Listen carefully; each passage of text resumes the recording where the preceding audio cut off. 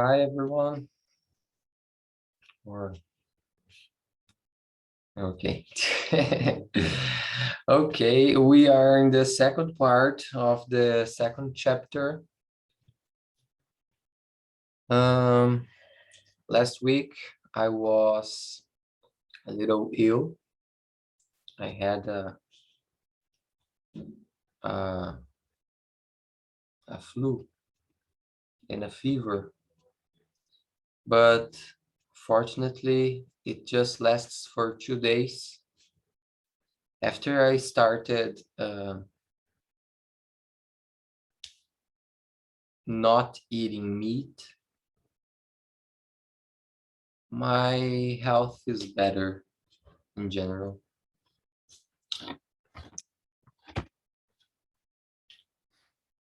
Okay, so let's share my screen. Okay, so we stopped here when she asked Adri what would happen if she embraced her hateful feelings and waited to find their gifts instead of suppressing them. She still looked ashamed, her head down, so I told her a story. So here we start the second part. They start.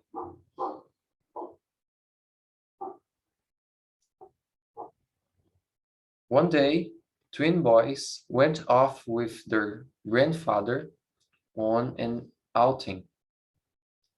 They walked through the woods until they came upon an old barn. Okay, so outing is like a trip. A barn is like this big building to uh, where you put stuff, animals, or maybe tools, crops. When the boys and their grandfather stepped inside to explore, one of the boys immediately started complaining. Grandpa, let's get out of here. This old barn stinks like horse manure, like horse shit. The boy stood near the door, angry because he now had manure in his new shoes. Before the old man could respond, he saw his other grandson running happily through the barn's many stalls. Stalls is like the narrow space for each animal. What are you looking for? He asked the second little boy. Why are you so happy? The boy looked up and said, with all that horse manure in here, there must be a pony somewhere. The room was now quiet. Andrew's face was shining. She was beginning to see the gift of her hatred, the pony, in this aspect of herself. This shift in perception allowed the negative energy she had carried around for years to be released. Audrey understood that her hateful feelings were a defense mechanism which protect her boundaries around the people she loved.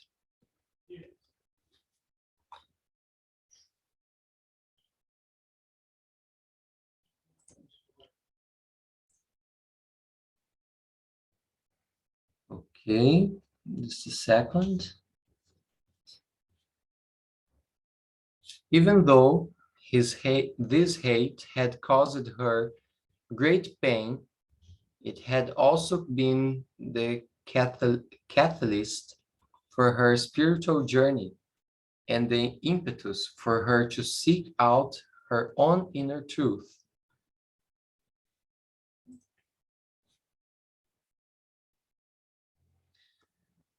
There was more gold to come. 2 weeks after the course, Audrey's daughter called her. Audrey was feeling good about herself, so she took. Sorry, it was my dog. Um, Audrey was feeling good about herself, so she took a risk and told her daughter how she had felt for the past couple of years. Audrey explained how she had embraced her hateful feelings in the course, and when Audrey finished speaking, her daughter started crying. She cried and cried, releasing years of pain and emptiness, and expressed all the hate she had felt for her mother. When she was done, she asked her mother to meet her for lunch. Sitting across from each other, they were able to feel the special connection that a mother and daughter have, and they vowed to express any and all emotions from then on, so that nothing would ever keep them apart again. If Audrey hadn't been brave enough to express her hate, this healing wouldn't have been possible. Both mother and daughter had so many suppressed emotions that anytime they got into a room together, there would be a blow up.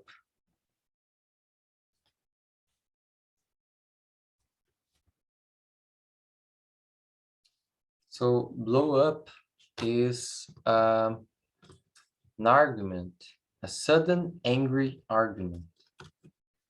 Okay, the hate needed to be expressed and embraced so that its gift could be revealed.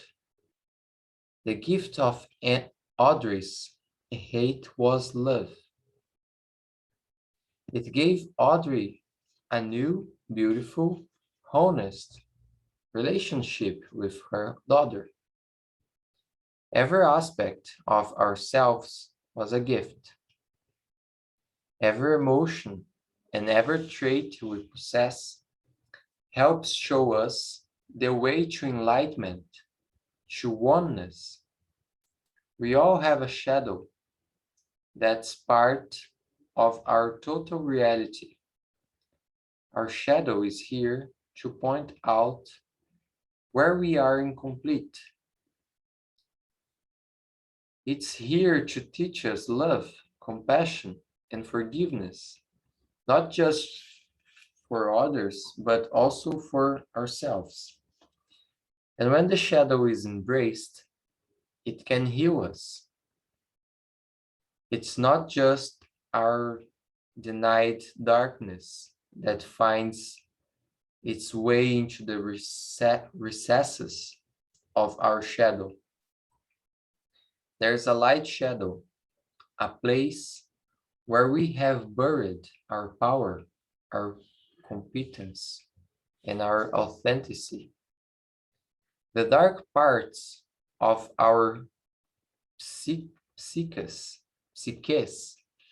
are only dark when they are stuffed away and hidden. When we bring them into the light of our consciousness and find their sacred gifts, they transform us. Then we are free. I saw this clearly in one of my courses in a tough-resistant, gum-chewing woman with "Screw you" invisibly tattooed across her forehead. Pam questioned everything, yet firmly stated she had no problem owning her darkness. She was right. Her darkness was her comfort zone. She did not care if you called her angry or a bitch. Pam considered those words compliments. So when I told Pam she was a mush pie, she looked at me in disgust and complete disbelief. Me? Mushy? Never. She was completely unable to see herself as soft, sweet, or feminine. I left her alone, trusting the weekend process would show her the way. Sure enough, the next day, after a cathartic movement meditation, I asked several people to come to the middle of the group to get a hug from the rest of us. I had never done this before, but it was clear that Pam and a few others were stuck and needed some love. When we put our arms around her, Pam broke down. When we put our arms around her, Pam broke down, wailing inconsolably and calling for her mother. For more than an hour, a group of 10 or so people sat comforting Pam while she let go of years of pain, loneliness, and sadness. Although it seemed like her tears would never end, Pam finally surrendered and allowed us to love her unconditionally. Later, I discovered Pam had been abandoned during infancy and had never met her mother, nor did she have a single baby picture of herself. In fact, she had hired a private investigator who had been trying to locate her mom for the past several years. By the last day of the course, Pam was embracing her softness and gentle qualities. Everyone kept marveling at her transformation. And just a week later, Pam heard from the private investigator and received her first baby picture. 2 weeks after that, the detective found her mother, and Pam spoke with her for the first time. Once the shadow is embraced, it can be healed. When it's healed, it becomes love. If the gold in it, okay, so yeah, some people are tough, right? Some people thinks, okay, yeah, I'm a bitch. Yeah, I am angry. I am, I don't know, bad, a bad guy. But then this person denies his or her lovable part, lovable qualities. So that's awkward, right? When the shadow is the good part, right? What you want to hide is the good of you. If the gold is in the dark, then most of us have been looking in the wrong place. As Deepak Chopra often says, within every human being there are gods and goddesses in embryo with only one desire. Within every human being, there are gods and goddesses in embryo with only one desire They want to be born. We long to see the seeds of our divinity blossom, but we have forgotten that every seed needs fertile ground in which to grow. That dark, earthy, essential place with us is our shadow. It is a field that needs acceptance, love, and cultivation before the flowers of ourselves can bloom. Exercises. So, yeah, yay. Good part here. Exercises. It's important to be in a state of mindfulness when you do this exercise. All the answers you need are within, but you must become quiet enough to hear them. Give yourself plenty of time and make sure you turn off your phone and completely surrender to the process. I recommend that you set aside at least 1 hour to do this exercise. Put on comfortable clothes and sit in your favorite place in your house. Okay, so if you want to pause this video and do it, this is the moment. Put on comfortable clothes, sit on your favorite place in your house with a calm place, calm surround where you can concentrate. You might want to light some candles and put on soft music to help create a seductive atmosphere for yourself. Of course, if it's night, right? Nearby, keep a journal and a pen or pencil that you enjoy writing with. You might want to get a tape recorder and record the following steps, so you won't have to keep opening your eyes to read what comes next. Okay, so I will record an audio with those things, and then I can share here, okay? When you're ready, close your eyes and take 5 slow, deep breaths. Okay, maybe I can record now.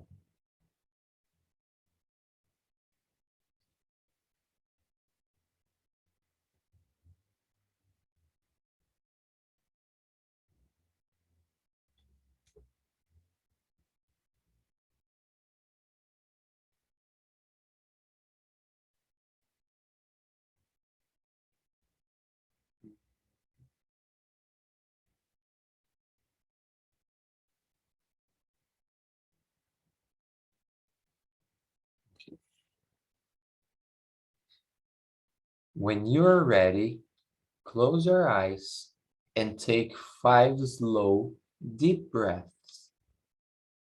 Inhale for 5 counts. Retain the breath for 5 counts. And then exhale slowly through your mouth. Use your breath to relax your entire body.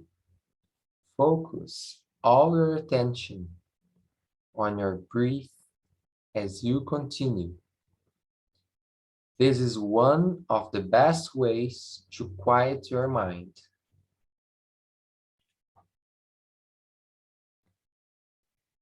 Okay, so maybe we can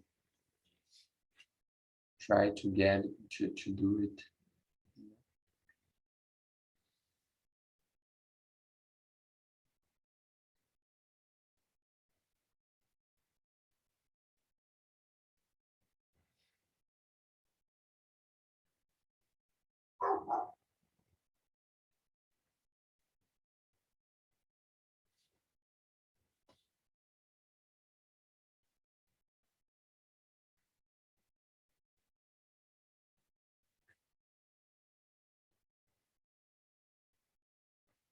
Now, with your eyes shut, imagine yourself walking into an elevator and closing the door.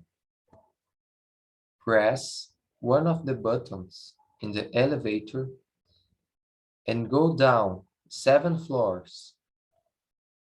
Imagine you are going down deep into your consciousness. When the door opens, you see a beautiful sacred garden. Try to clearly visualize everything about it. Notice the trees, the flowers, the birds. What color is the sky? Is it a brilliant, clear blue, or is it laced with clouds? Feel the air's temperature and the wind caressing your cheeks. How are you dressed? Are you wearing something you love? Imagine yourself at your best looking, your most attractive. Take off your shoes and feel the earth beneath your feet. Is it grassy or sandy? Is it dry or moist? Do you see a pathway of stone or marble? Are there waterfalls or statues? Are there any animals? Take a minute to look around in all directions and notice what else is in your garden. When you finish creating your garden, create a sacred meditation seat where you come to find all the answers you've ever desired. Spend a minute exploring your inner sacred place and make a commitment to visit it often. Return your attention to your breath and take 5 more slow, deep breaths. Bring yourself to an even deeper state of relaxed awareness. Now ask yourself the following series of questions and take your time in listening to your inner voice. After each question, open your eyes for a moment and write down your answers in your journal. The best way to do this is to write fast and to write whatever comes to your mind. There are no right or wrong answers. Don't worry about what you're writing. Just let yourself feel and express whatever needs to emerge through this process. When you have the answers to the first question, close your eyes, return to your garden, and sit down in your meditation seat. Take 2 more slow, deep breaths before you ask yourself the second question, and so on. Take your time.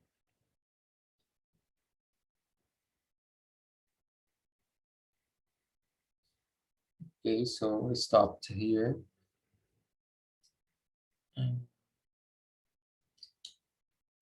Okay, the questions, following questions, let's see.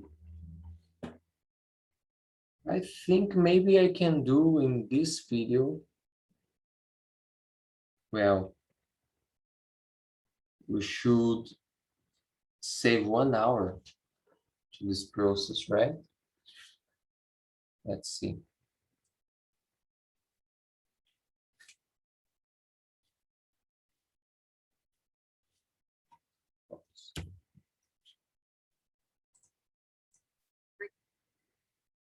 Okay, I will actually let you guys do your process at your home, but I will try to do mine here and just answer the questions with what comes to me. So, what am I most afraid of?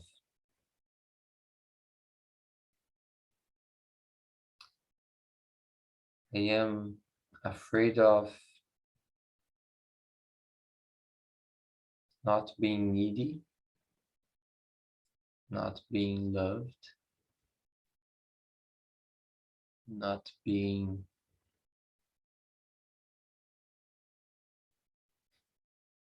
smart enough, useful enough.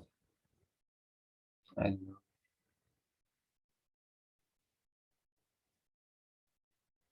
What aspects of my life need transforming?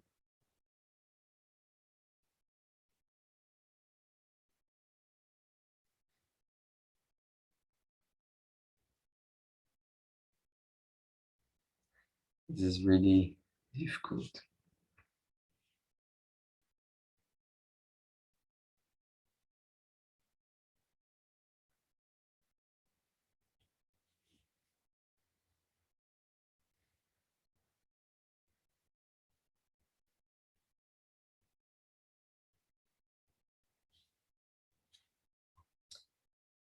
Okay, I will maybe just, well, I will read everything and then I will try to do my process alone because it's, well, I haven't prepared it.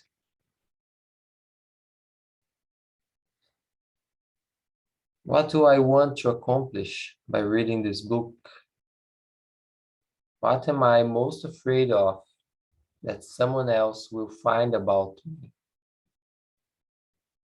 What am I most afraid of in finding out about myself?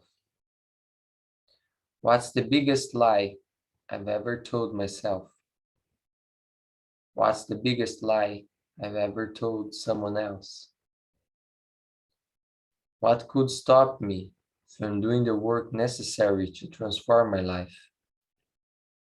When you finish this exercise, allow yourself time to write in your journal and express on paper anything else that needs to surface. Then take a moment to acknowledge the courage and hard work you brought to this exercise and continue on to next chapter. Okay, so that's it. This is the end of the chapter 2. Let's do it at home, guys. Please.